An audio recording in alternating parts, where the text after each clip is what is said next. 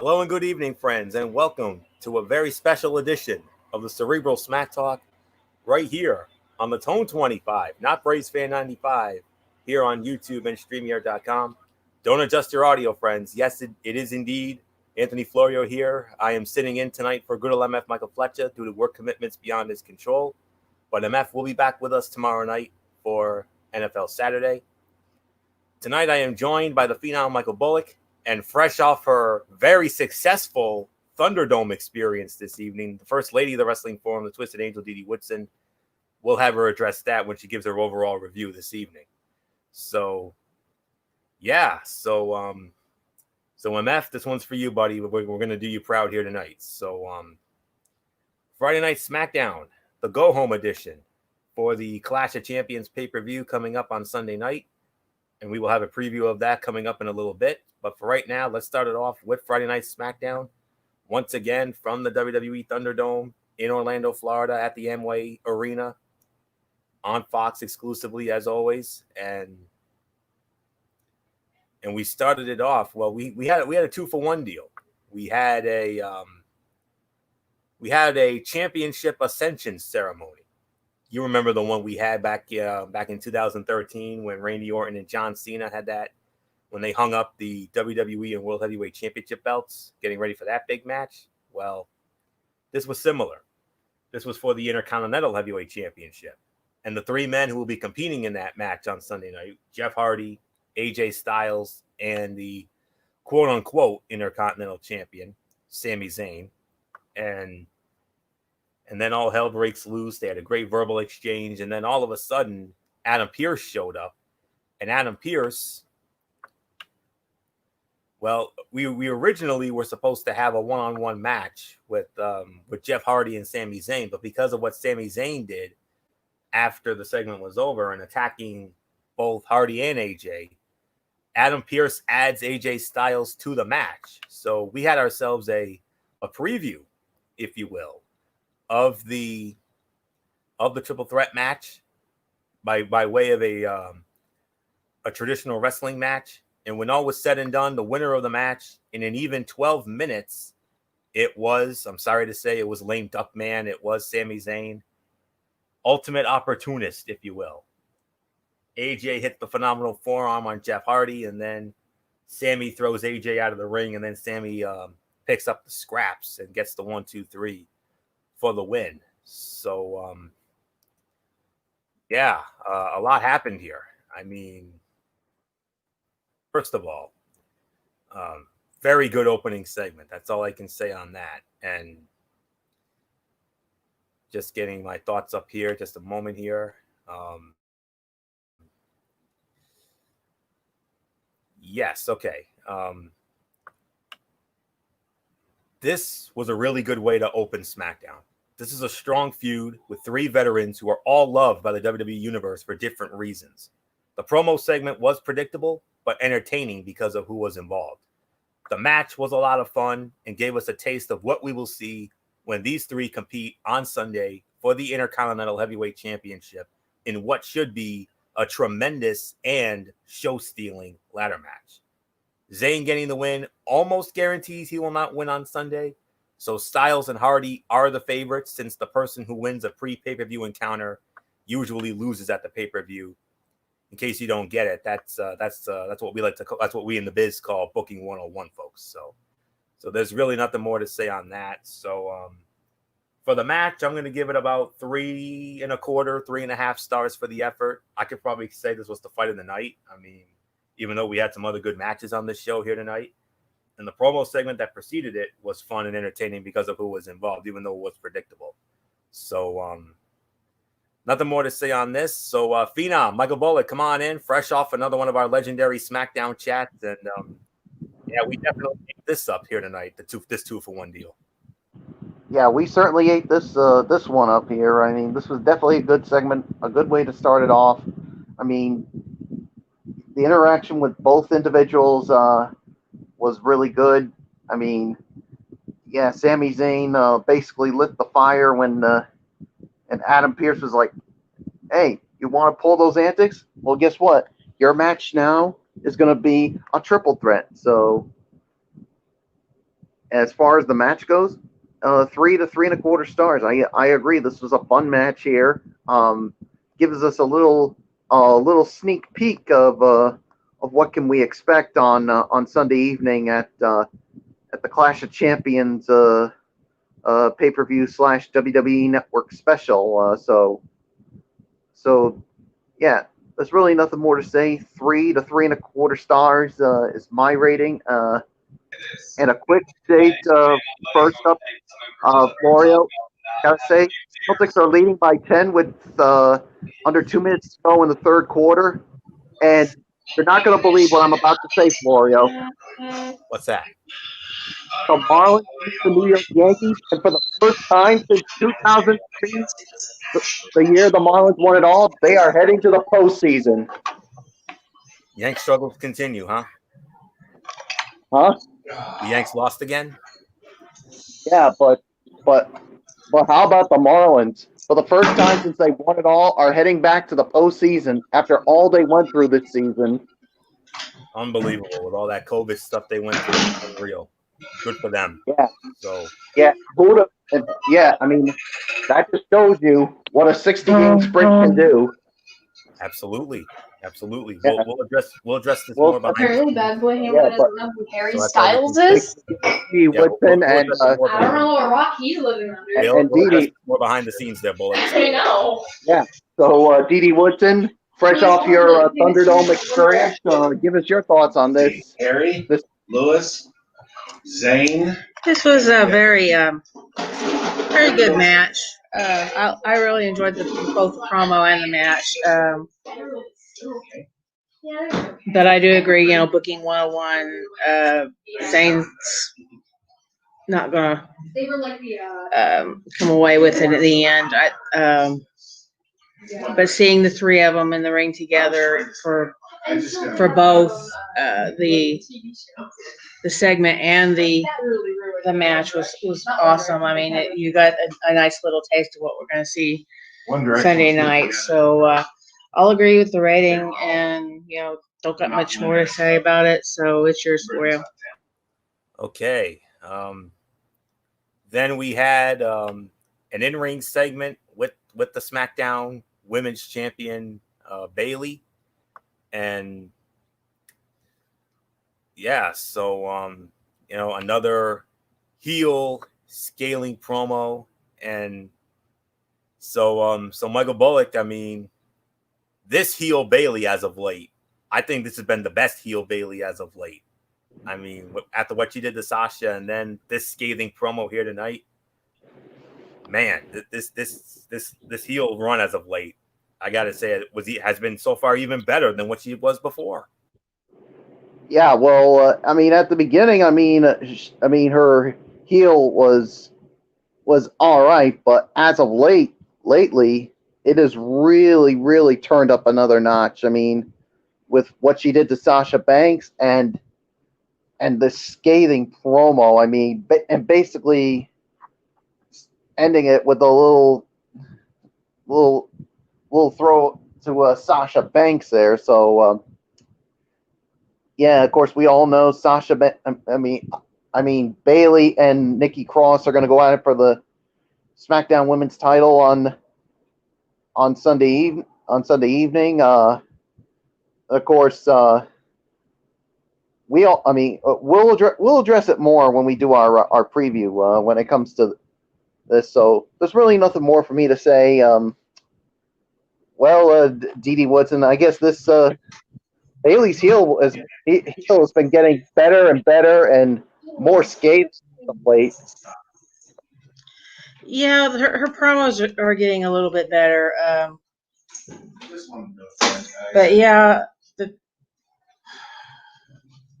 it was a good promo, and she got to the point, got to say what she needed to say. So I don't have a whole lot more to add. So it's yours, Foyle. Yeah, this was a solid promo that did not last longer than it needed to. Bayley came out, spoke for a couple of minutes, and said everything she needed to say.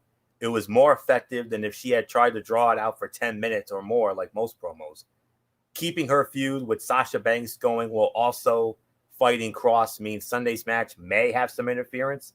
A disqualification due to the boss getting involved would prevent Cross from suffering a loss, which would keep her looking strong as she prepares to feud with Alexa Bliss down the line. So that's really all we can say on that. So with that being said, let's move on to our next matchup. It was Shinsuke Nakamura squaring off against Grand Metalik, and Shinsuke Nakamura wins the match 4 minutes and 25 seconds. I'm going to leave it up to you guys. Do you want to get it? Do you want to address this, or do you want to move on? It's okay with me. Move on. Bullock? Move on. All right. Yeah, I had a feeling. So, but I'll give a thought on. I'll give a small thought on this quick. This match, I think, would have benefited from having 5 more minutes, but what we got was still a somewhat entertaining display from 2 talented superstars. It just didn't have time to be memorable. Kalisto refusing to help Dorado and Metalik as they were being attacked after the match led to Dorado shoving him to the mat. The breakup of the Lucha House Party, I believe, will happen as soon as Sunday night. Cesaro and Nakamura have grown into a great duo ever since they parted ways with Sami Zayn as part of that artist collaborative. They might not be giving a ton of promos, but they don't need to in order for people to know they are the best WWE has to offer. I probably would give it about 2 stars for the effort if we did. So with all that being said, let's move on to our next matchup. Well, Jey Uso then comes out. And he cut a little promo there, and then Paul Heyman interrupted and said, "We'll have our little face-to-face this evening." That was fine for what it was. So let's move on to our next match, which was Matt Riddle squaring off against King Corbin, and King Corbin wins the match 11 minutes and 15 seconds. Didi Woodson, I gotta be honest here. I think this was actually a little better than their Payback match. A little bit, yeah. Corbin, of course, he comes out on top in the end. But yeah, this was definitely way better than Payback. That's for darn sure. These two, they locked it up. They did a lot against each other. Of course, you have to have Corey Graves that was doing the butt kissing throughout the whole commentary, but that is what it is. But yeah, Corbin, I guess you could say he got his win back. So we'll just see now what goes on from here. I'm going to give it probably about 2.5 to 3 stars. So not much more I'm going to add. It's yours for you. I'm going to give it a solid 3. The last couple of minutes of this match were good, but most of what came before was simple and formulaic. It was hard to care about what was happening in the ring. Caleb Braxton interviewed Riddle after the match, and he said losing sucks, but he is going to keep pushing and grinding until SmackDown is the Bro Show. Corbin coming out on top was a surprise. He hasn't had a lot of big wins in recent months, so this gives him some momentum as he heads into his next feud, whoever that is. But yeah, I could probably go as far as to say this was the sleeper fight of the night. I wasn't expecting this to be any good, but they surprised me. So a solid 3, teetering on 3.25. So nothing more to say. Michael Bullock, we may not have liked the outcome, but the match was actually somewhat halfway decent.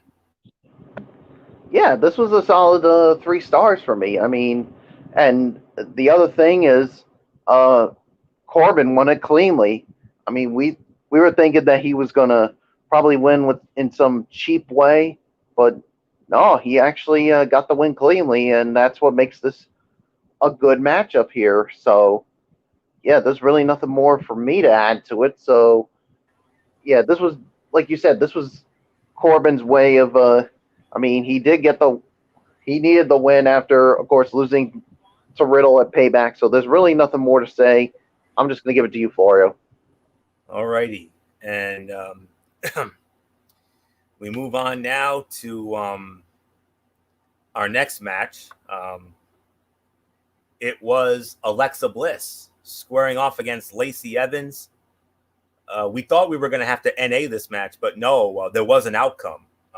Lacey Evans actually won this match via disqualification at I believe it was 10 minutes and 35 seconds. Yes, 10 minutes, 35 seconds. Lacey Evans wins this match via a disqualification because Alexa Bliss snapped. Alexa Bliss snapped because of the Fiend and all that. So this was one of the best performances Lacey Evans has had in quite some time. She looked good with everything she did and appeared more confident in her skills than in the past. However, the whole match was dominated by the ongoing storyline with Bliss and Wyatt.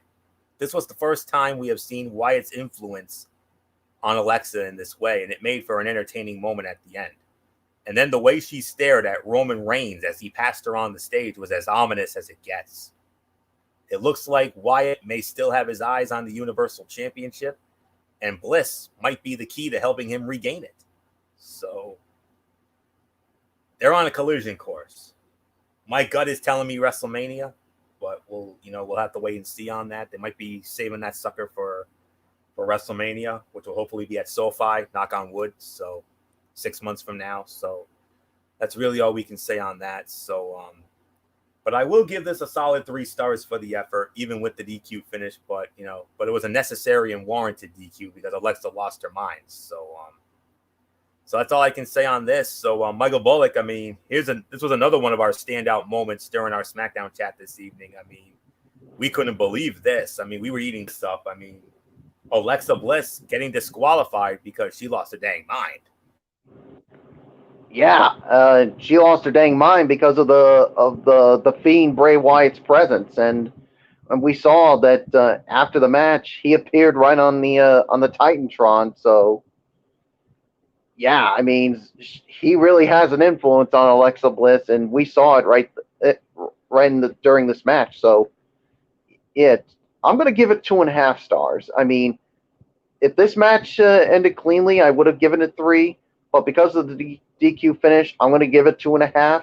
I mean, it was still a good match. Don't get me wrong, but it's just the DQ finish is the reason why I'm only giving it 2.5. So there's really nothing more for me to say except Dee Woodson. I mean, careful what you say about Little Miss Bliss now, especially now that she's got the Fiend on her side. Hey, I like this Little Miss Bliss that we got right now. I like the way it's turning out. I mean, she's doing an awesome job with bringing this female Fiend, Sister Abigail, however you want to call it, to life. And just mentioning his name, or tonight, the laughter, the mask, seeing it on the screen,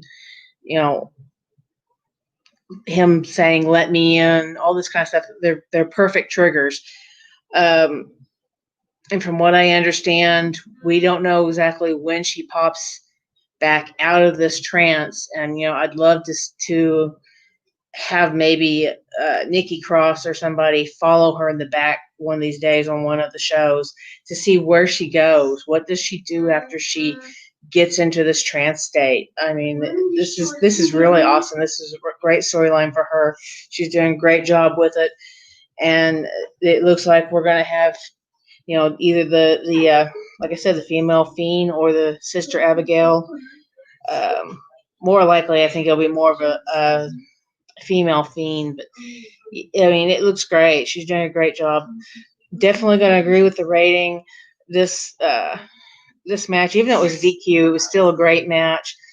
And it shows just how fast she can switch, just how fast that that little light flicks on in her head, and she goes from being the mild, meek Alexa Bliss to the trance welding Fiend that she becomes. And that look, yes, I mean, that was classic, her staring the hole through Roman and Paul Heyman. So yeah, I mean, that's a pretty good sign that we may not be done with Roman and the Fiend. So we'll see what happens after Clash of Champions with that. So not much more I have to add. Definitely, like I said, agree with the ratings. What's yours, Florio? Yeah, and like you said, Florio. I mean, that stare down of Alexa Bliss towards the Universal Champion was pretty strange. Yeah. That I think that's the first true sign that the Fiend is not done with the big dog, and and you know what? I'm even gonna go as far as to say it. I think we may see it at WrestleMania, and I'll even take it a step further. I think he'll win back the Universal title because of Alexa Bliss. I can certainly see that too. And can you imagine that? That would be something. Send the Fiend. Huh, good luck to anybody trying to take the Universal title from the Fiend. Yeah. But we'll have to wait and see what they decide to do. I mean, that is the preliminary plan as of now, but you never know. Plans change. I mean, we've seen it time and time again in the business. I mean, we'll have to wait and see. But for right now, let's get into our final segment of the night, which was the promo segment. The Universal Champion Roman Reigns and his special counsel Paul Heyman, interrupted by Jey Uso. And I don't know what else there is for me to say on this except, wow. Michael Bullock, I mean, when it comes, I mean, we had some moments during our SmackDown chat this evening, but I think this was the one that really did it for us. I mean, Roman Reigns, Jey Uso, an incredible back and forth, and then Roman Reigns cements the heel turn with a Superman punch to knock out Cousin Jay. And Michael Bullock, you started off. There's nothing left for me to say except even though the Bayley segment was good as well, this was hands down the segment of the night right here. Oh, definitely. I mean, yeah, you could definitely tell with the passion of both sides, especially Jey Uso. I mean, it shows that he wants to be known as the man that won the Universal Championship, and that he feels like he can hang in with Roman Reigns. And yeah, I mean, afterwards, Roman cemented that heel turn with a Superman punch, and yep, and it's like I said a while ago when this happened. The IWC wanted the heel turn.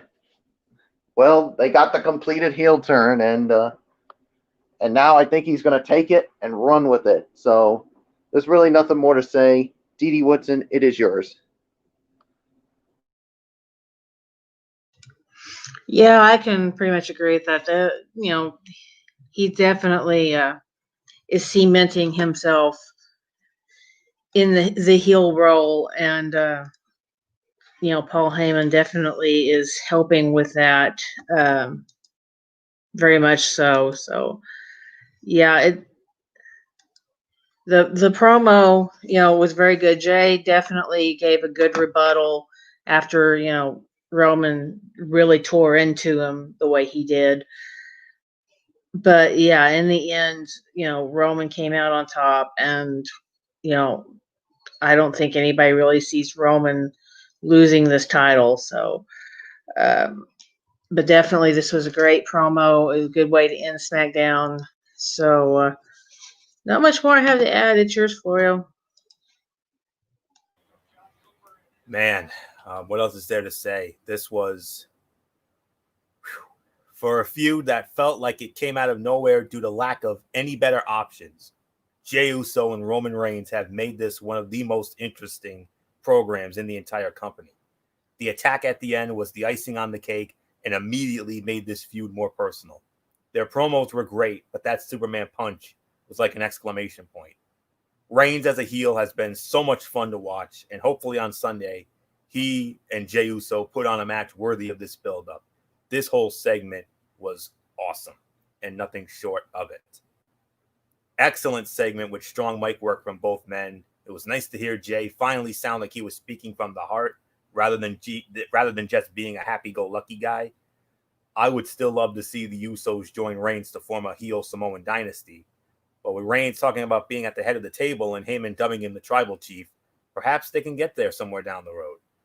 But this segment made our night, no doubt about it. So a great way to cap off what I believe was a very solid go home the Clash of Champions edition of Friday Night SmackDown. So we're gonna get into our final thoughts, and for Dee Dee Woodson, who's going to be starting off, it's going to be a very special one because tonight, Dee Dee Woodson not only made it into the Thunderdome, but she lasted the entire time. Wow. God bless you, Dee Dee. That is awesome. I am so happy to hear that. So as part of your overall thoughts, please feel free and share your experiences with the Thunderdome tonight. Yeah, I'm very happy for you, Dee Dee. Thanks a lot, guys.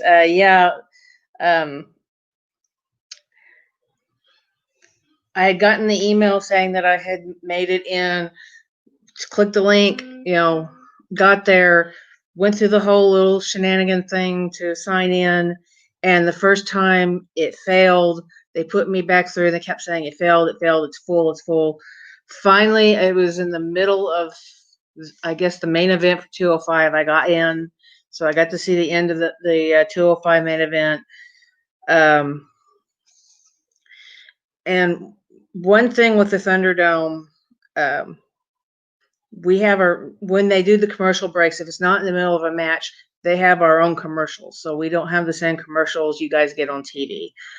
And we do have a producer who comes on and cues us for whatever's coming up next.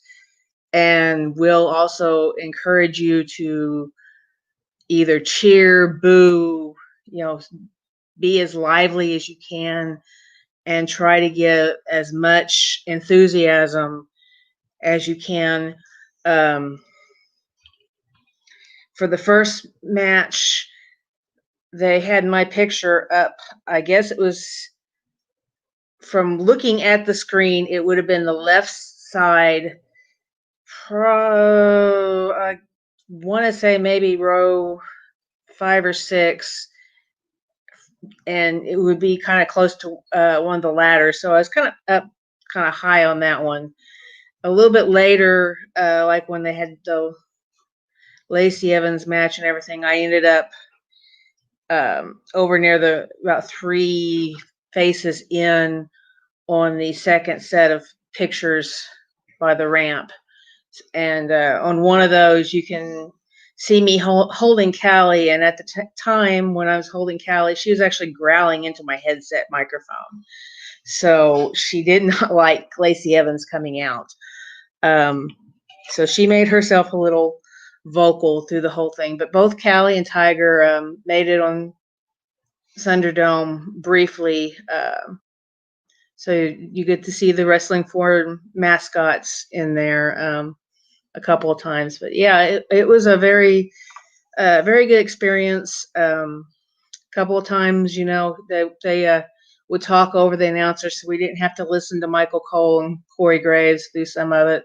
And like I said, we had different commercials, but also when it was during a match, we actually got to see the match still going on while you guys are watching commercials. So that's a little bit different experience. You can actually see, like they did the commercial break during the Matt Riddle Corbin match. We actually got to see what happened during that commercial break. Corbin pretty much was on top for most of that, or Matt was on top for most of that break, and then and then Corbin kind of took control again, and then we came back, and you got to see about where it was. Just right before they would go on and off of network, our screen would go black, or we'd get the Thunderdome logo on our screen. But the whole time you'd have the producer popping in every so often, encouraging you to do this, that, whatever, to cheer, boo, dance, whatever, in your seat while you're watching it. So it was fun. I mean, very interactive to get to do that. Having that experience compared to just watching it on TV, I would probably have to rate it just a tad bit higher because, for one, you're getting to see what happens during the commercial break. You're actually, kind of kind of participating, even though you're not actually in the ring, you're still, or in the arena, but you're still kind of participating like you are. So it was very fun to actually get to do that. So I'm going to give it probably about 8 stars, because it was a very enjoyable show, very newsworthy, very good for the go home show. We had a lot of good things that came in and out of it, and I don't really have anything negative to say about it, because the experience itself was a lot of fun to do, and to get to see, basically we're on the screen on the computer. I don't know if I can get these pictures to work or not. Let's see. We get to see pretty much the same thing you guys get to see on the TV up until the commercial break. Let's see. My computer's not completely cooperating right now. Let's see. Share screen.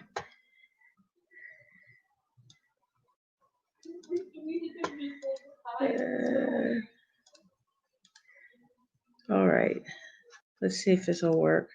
I haven't done the share screen on this one before, so we'll see what happens.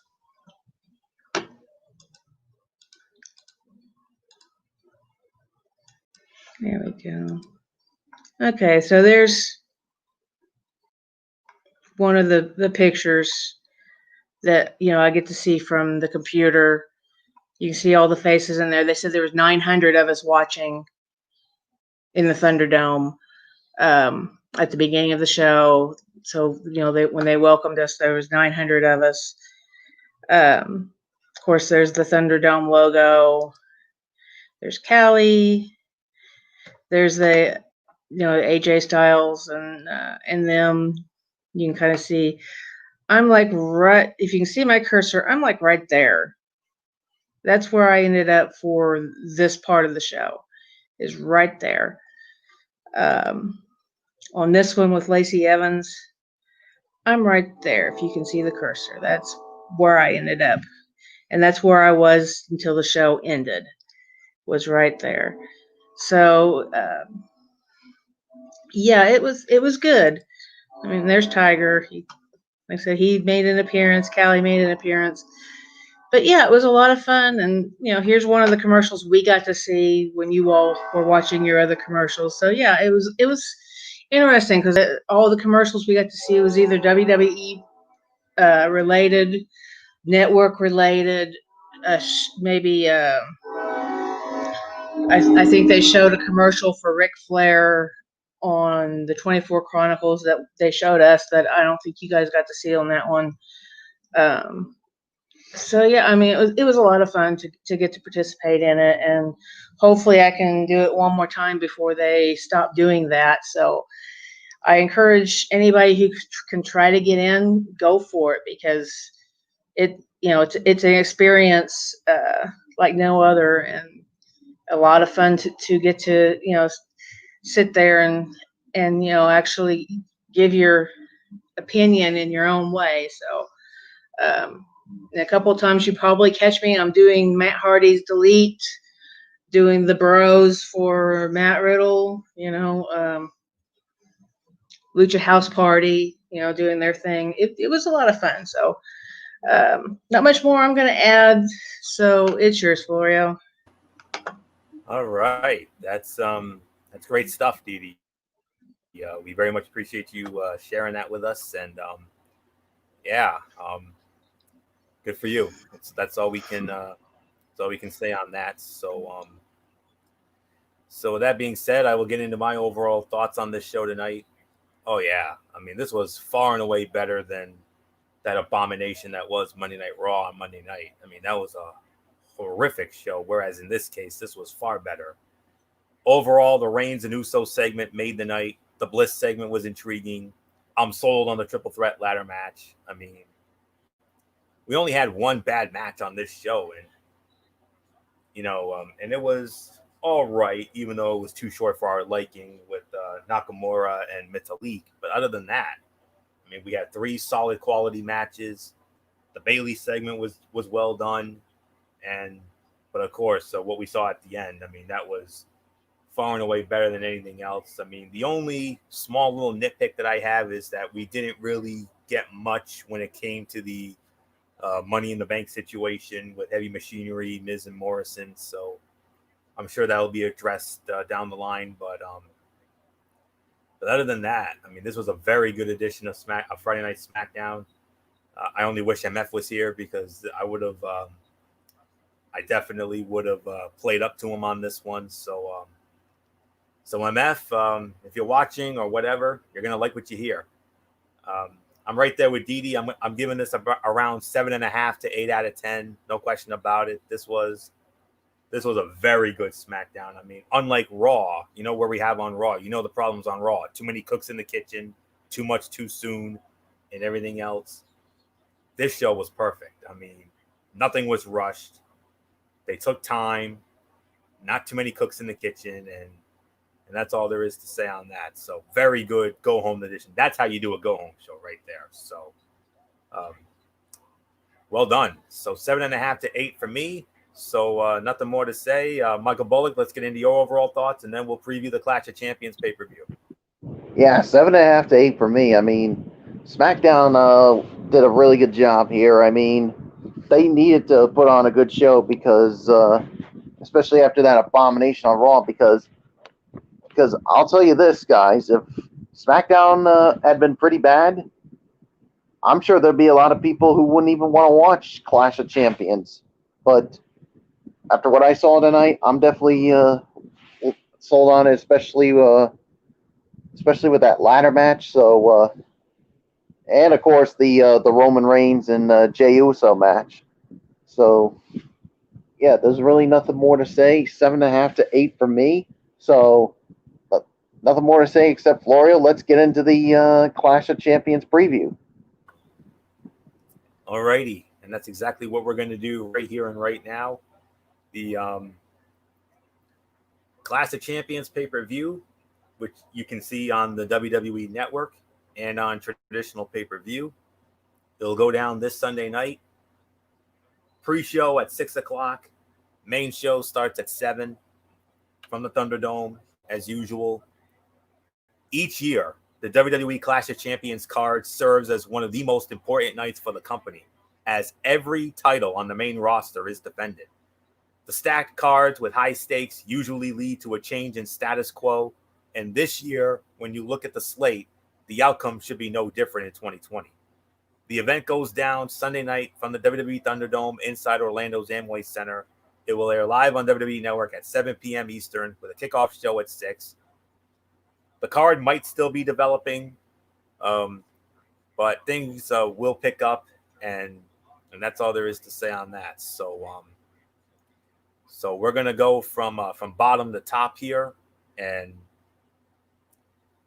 we're gonna start with the kickoff show match. And all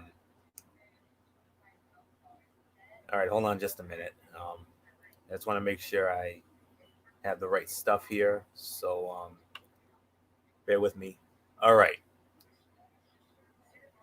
I read the wrong thing. I do apologize here, but I'm ready now. So, Clash of Champions, WWE's annual pay-per-view event where every title across the Raw and SmackDown brands must be defended, takes place this Sunday from the Thunderdome inside Orlando's Amway Center. In total, 9 titles will be on the line at this year's Clash of Champions.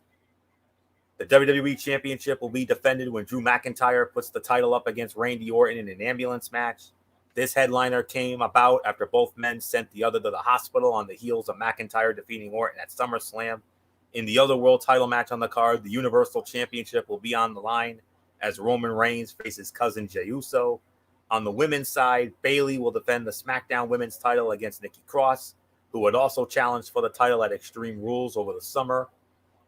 Meanwhile, Raw Women's Champion Asuka will battle Zelina Vega on the kickoff show. So with all that being said, let's dive right on in. And from top to bottom, we're going to start it off with the kickoff show match, which is for the Raw Women's Championship.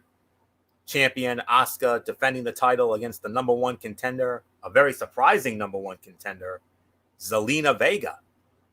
Zelina Vega becoming number one contender by virtue of her victory over Mickie James this past Monday night on Raw. So here we go. There's just no way Asuka drops the title to Vega. WWE painted itself into a corner where every title needed to be defended on the pay-per-view, and it needed an intermediate opponent for Asuka, so it did not waste a bigger storyline on a short feud. Vega's sudden decision to wrestle again and challenge for the title, not to mention this match being on the kickoff show, is further proof that there's no reason to believe the title will change hands. Asuka will win handily and move on to better things, though it is good to see Vega wrestling again. You know, a la her days in Impact Wrestling. Dee and I know that very well when she was a part of Mexican America with Sarita, Sean Hernandez, Anarquia when she was known as Rosita. So it would be a big moment, but there's no way. So winner and still the Raw Women's Champion, the Empress of Tomorrow, the most entertaining woman on the Raw roster, far and away with the Japanese gibberish that I love so much. It's Asuka, no doubt about it. So Michael Bullock, Asuka, Zelina Vega, Raw Women's title on the kickoff show. We all know how this ends. Yeah, we all know how this ends.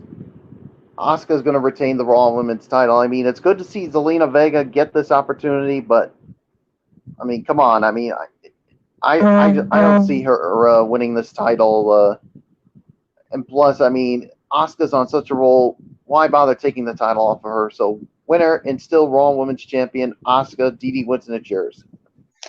I'm going to make it unanimous. It's Asuka. So let's move on. All right, and Michael Bullock will start off on our next matchup for the SmackDown Tag Team Championship. The champions, Shinsuke Nakamura and Cesaro, defending against the Lucha House Party. Michael Bullock, you started off. Yeah, I think this is an easy one here. I'm going to go with Shinsuke Nakamura and Cesaro to retain the SmackDown Tag Team Championships. They've been on such a roll. And plus, like we talked about on our recap of SmackDown, I think we all can agree this is where the implosion of the Lucha House Party is going to happen. But I think the only question is who's gonna start it. So there's really nothing more to say. Cesaro, Nakamura retain. Dee Woodson, it's yours. Yeah, I agree that they're not going to lose it, not to Lucha House Party, because they're pretty much going to break up, especially since I think one of them was leaving anyway. So not much more I have to add. It's yours, Florio. Yeah, it's gonna be Nakamura and Cesaro here, no doubt about it. The story with Lucha House Party seems focused on a breakup of the team, with Kalisto growing increasingly frustrated every time his squad doesn't pick up a victory. A loss here spurs that story forward, and there hasn't really been enough build to a potential title loss for Nakamura and Cesaro. All that said, the tag division is a mess right now, and it's not out of the realm of possibility that the titles do change hands, even if that seems unlikely. But yes, the winners and still the SmackDown Tag Team Champions, Shinsuke Nakamura and Cesaro. So we go from the SmackDown Tag Team Championship to the Raw Tag Team Championship. The champions, Angelo Dawkins, Montez Ford, the Street Profits, defending against Andrade and Angel Garza. Dee Woodson, how is this 1 millionth installment of this feud going to go down? I am so sick and tired of this match. I'm sick and tired of Andrade and Garza, and now here they are. They're trying to prove that they can do this without Zelina. I don't think they will. I think the Street Profits will still be the title, have the tag titles in the end, although they have had it for quite a while, so I would not be completely surprised if it does go to Garza and Andrade, but I still think we're eventually going to have an implosion with Andrade and Garza, and that the Street Profits will just retain. So it's yours, Florio. That is a possibility. Yes, absolutely. But I'm thinking different here. Just as with SmackDown, Raw's tag division is a mess. Not just a mess, a hot mess. I'm going to be honest with you. The Street Profits have had a long title run, holding the titles for more than 200 days. Still, they have only 5 title defenses during that time.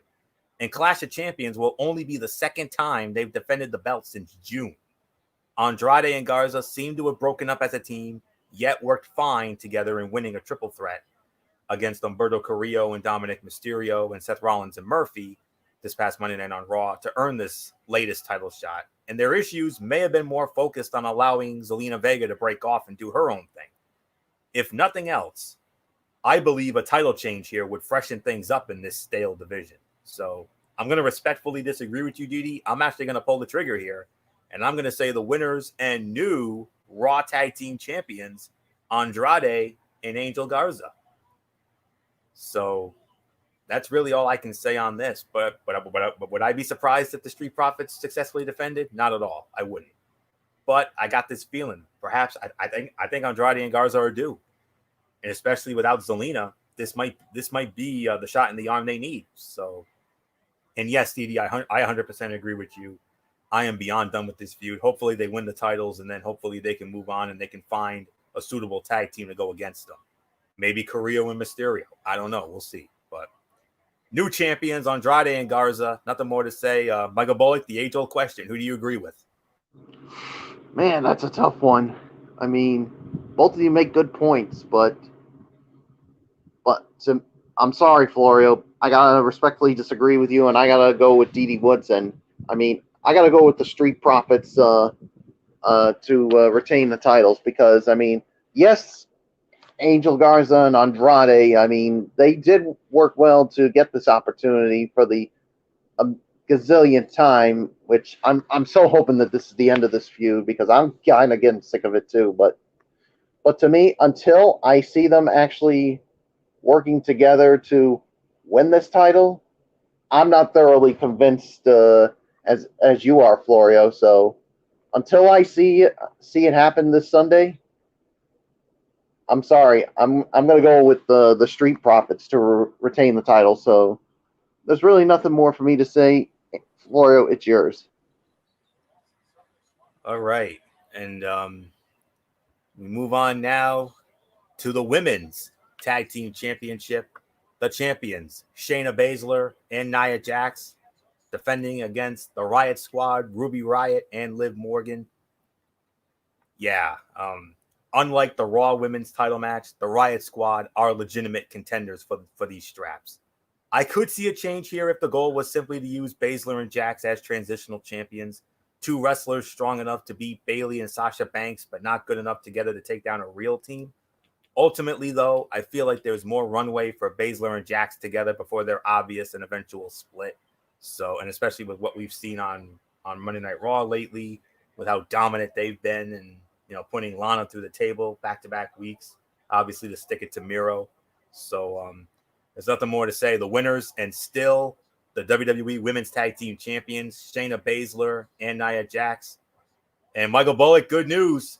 Your Celtics did it, man. They did it. They have defeated the Miami Heat 121-108. And we will have a Game 6 in the NBA Eastern Conference Finals. The Celtics live to see another day. It looked bleak early, but but somehow, some way, they pulled it together and they found a way to get it done. So good for them. So nothing more to say. Jackson Baszler retains. So Michael Bullock, your thoughts on the women's tag team titles, and congrats on your Celtics, man. They live to see another day. And Sunday night for Florio, it's going to be a busy night for me, of course, with the Clash of Champions, and now with Game 6 of the Eastern Conference Finals happening, thanks to the Celtics getting the job done here. So, yeah, it's going to be a busy night for me. So, yeah, getting back to this, Nia Jax and Shayna Baszler are going to retain the women's tag team titles. I mean, yeah, the Riot Squad could give them a good fight here, but in the end, they're just too good. I have them retaining the titles. Didi Woodson, it's yours. The only way I see the Riot Squad coming out on top is if Baszler and Jax implode. And we know it's building, but I don't think it's going to happen yet. I don't think it's quite that time yet. I think these two need to keep this little rivalry going trying to one up each other on, who's the better member of the tag team. So I think we're going to see them retain the title. If the Right Squad wins, I wouldn't be surprised, but I don't think they will. I think it's going to be Baszler and Jax in the end. So it's yours, Florio.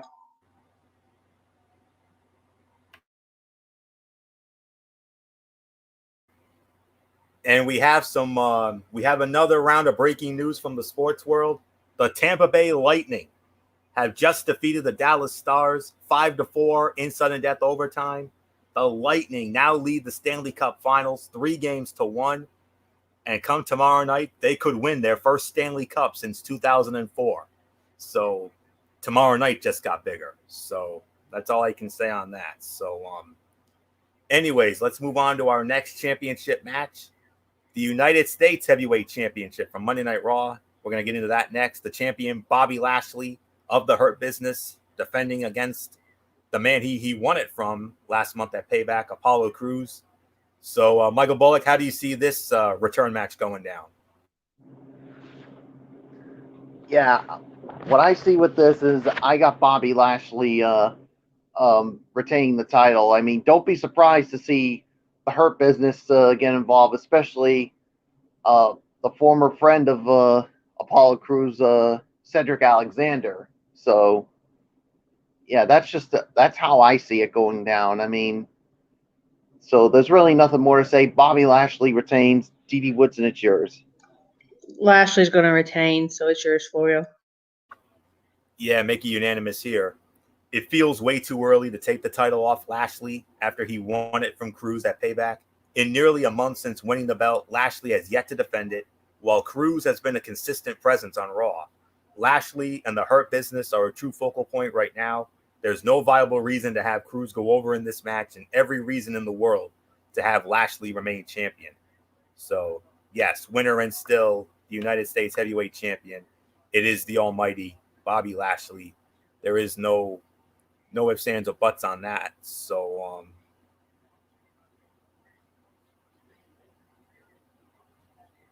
all right, hold on. Okay. Yeah, something weird just happened on my end, but all right. So now we go to the other match, the other secondary title, and here comes the show stealer of the night right here, potentially. Triple threat ladder match for the Intercontinental Heavyweight Championship. The champion, Jeff Hardy, defending the title against the phenomenal AJ Styles and Sami Zayn, Lame Duck Man, as we call him. So, D.D. Woodson, we started with you. I don't know. I don't know if we're going to all agree on the outcome, but one thing we can all agree on is I think this match is going to steal the dang show. Yeah, I think it will steal the dang show. I think, that, they just put the title on Jeff Hardy. I don't think he's going to lose it. I mean, yeah, you have Zayn who's, throwing this fit that, he never lost the title. He didn't give up the title, the whole 9 yards. But I don't see him walking away with it. And what's the point in putting it back on Styles? Because, Styles has had the title several times. Let Hardy have a run with it. Let him go for a while with it. Because, I mean, he just got the title not long ago. So, and I'm sure the feud between him and Zayn is not over.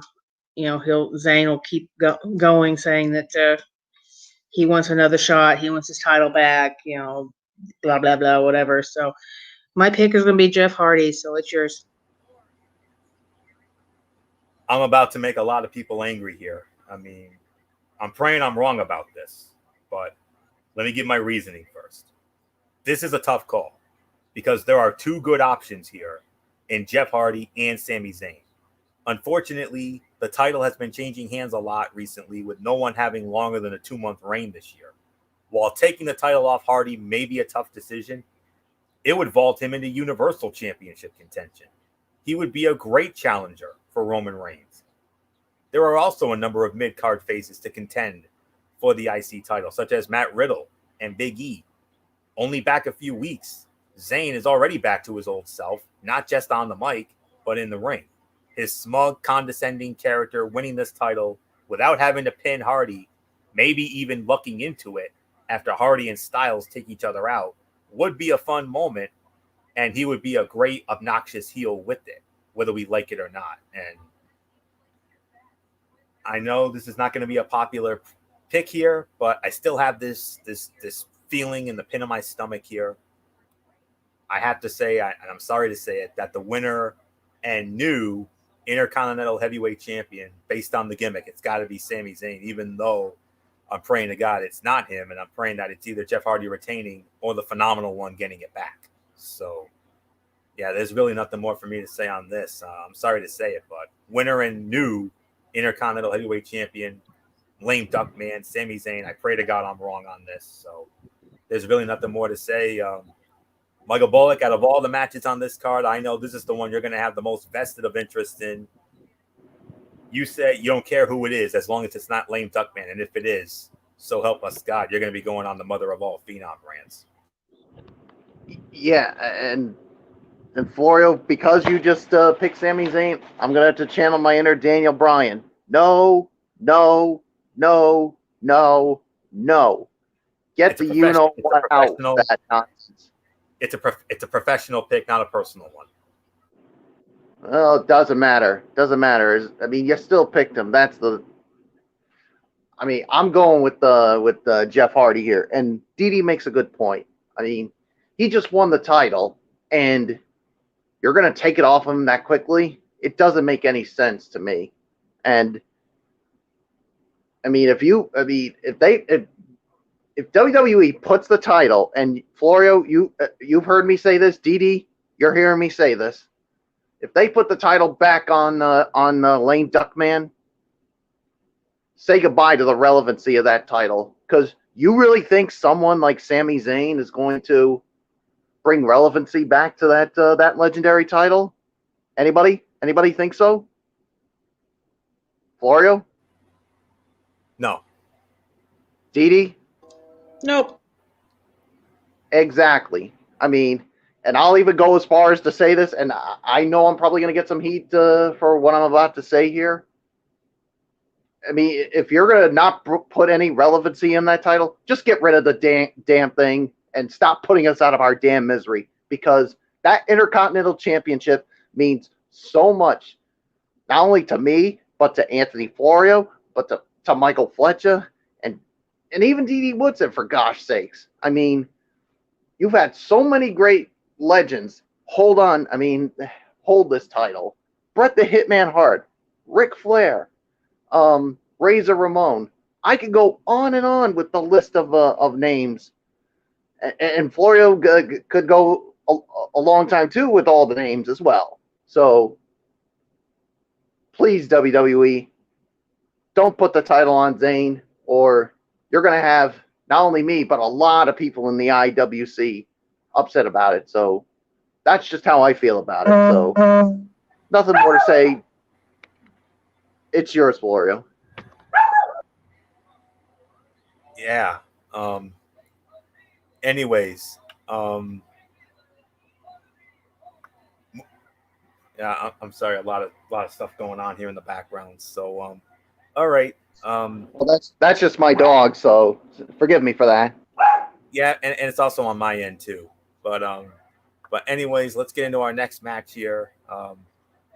SmackDown Women's Championship on the line. Bayley defending the title against Nikki Cross.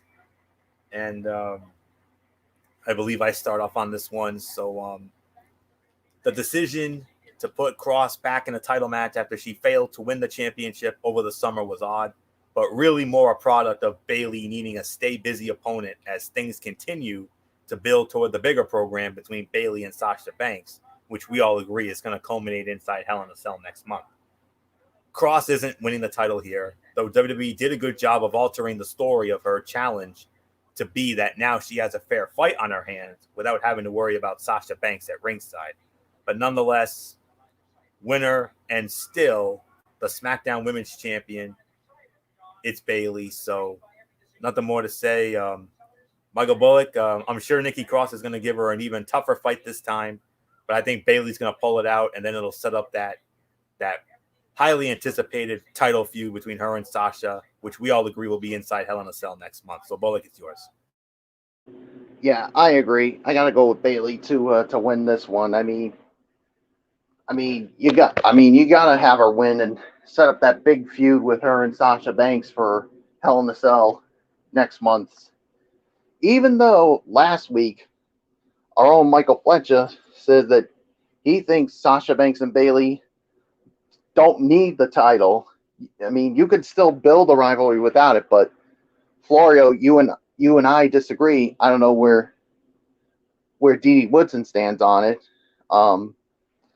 But the reason why, I think it needs the title because it would make the match so much better. If you do this match at Hell in a Cell inside the structure without the title, it would still be a good match, but it would lose some of its luster and some of the excitement. So obviously, like I said, Bayley wins, retains the title, sets up the big feud with Sasha Banks at Hell in a Cell. So nothing more to say. Dee Woodson, it's yours. Yeah, Bayley's going to retain it. That's almost a given. Yeah, we're going to have Bayley versus Sasha, and I think it should be for the title because of the fact that Bayley had used Sasha all this time to retain that title, to keep a hold of that title, to even win the title. And the same with the tag titles. She used her several times for that. So, and we almost thought we had the Sasha versus Bayley back a while back when she decided she was going to go up against Asuka instead. And this is, we've seen this building for so long. And, why would you want to do the match without the title? I mean, I can see Fletch's point, yeah, you could, but it would make more sense to have the title on the line when we get to that match with Sasha and Bayley,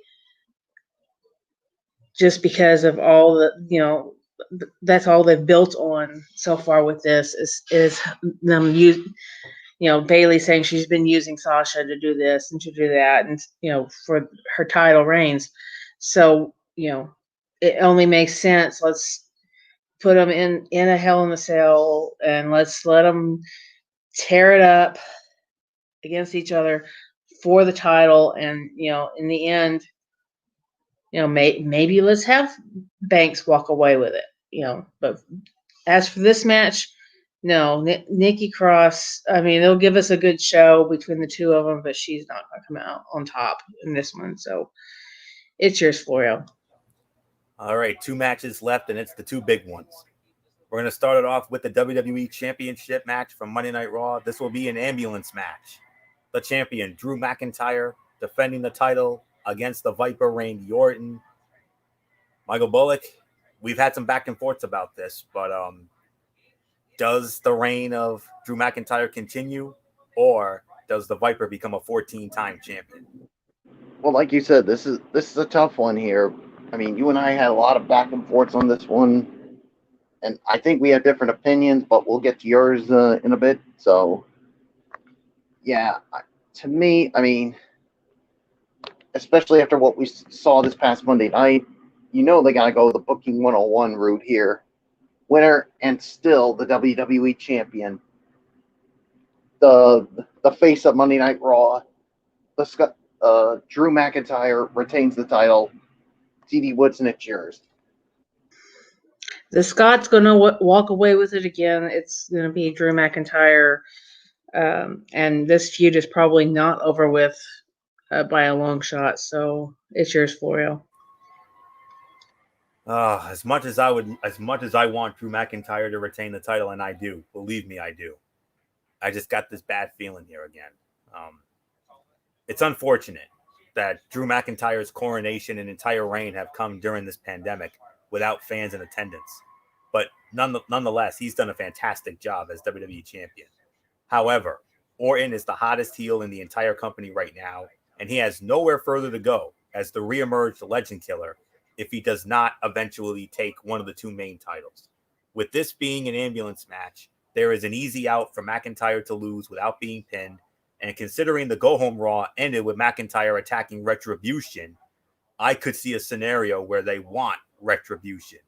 In a no-rules match like this, there are so many ways for McIntyre to lose the title without being hurt character-wise that it makes the most sense to do it now, even if he regains it from Orton in a few months down the road. But I want McIntyre to win. I really do. You guys know that. And again, this is a professional pick, not a personal pick, but I hate to say it, but winner and new WWE champion, the Viper, Randy Orton. And again, I'm praying I'm wrong about this. Final match of the night, Universal Championship on the line from Friday Night SmackDown. Roman Reigns defending against his cousin Jey Uso.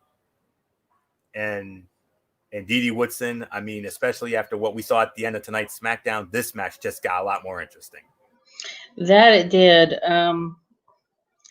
If you go by booking 101, Reigns would lose it, but he just got the title. So I think it would be way, way too early for him to lose it. Although, this is going to be a tough match. I mean, this is family, versus family. You got these two cousins that are just tearing it up with each other. I think the main reason Reigns wanted him in this match is because he thought he would be able to walk all over Jey really easily. So I'd love to see this match, come out, very a lot better than what I'm actually kind of expecting, because we've seen Reigns just kind of walk all over everybody, and I don't want to see that happen on here. I want to actually see them fight each other. I would love to see Jey Uso with the title, but I have to be professional here, and I have to say Reigns is going to retain. So it's yours for you. Yeah, it's the big dog, no doubt. An unfortunate byproduct of a show where all titles have to be defended is that many of the matches have little drama in the outcome. The Reigns versus Uso story is interesting, especially after what we saw tonight, but Reigns is not dropping the title to his cousin. That is as close to a guarantee as you can get in a world title match.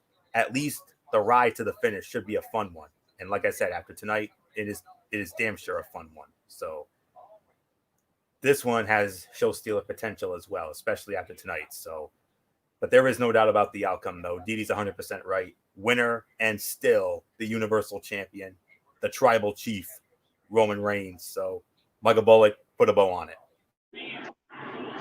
Yeah, Roman Reigns will win and retain the Universal title. There's no doubt about it on this one. So there's really nothing more to say except let's put a bow on it. And that's exactly what we're going to do. That will put the bow on this very special edition of the Cerebral Smack Talk. We want to thank you all so very much for tuning in this evening. We will be back with you tomorrow night, right back here on my channel, the Tone 25, 10:30 Eastern, for another edition of Strictly Sports NFL Saturday, Week 3 action.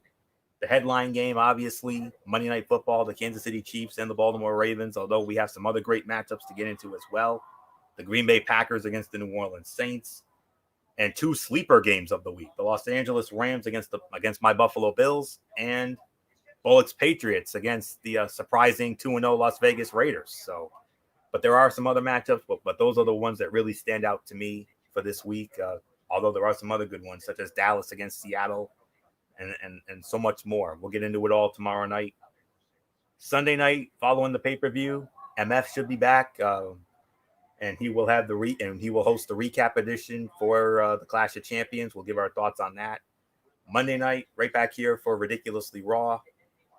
Wednesday night Mayhem, College Football Thursday, this show next week, and so much more. Maybe something else will come up. I don't know. We'll see. But busy season's here, folks, and we can't wait. So that'll do it. So until tomorrow night for NFL Saturday, it's Anthony Florio here for the Phenom Michael Bullock, for the Twisted Angel and First Lady of the Wrestling Forum, Didi Woodson, and of course, in spirit, good old MF Michael Fletcher. Hopefully we did you justice this evening.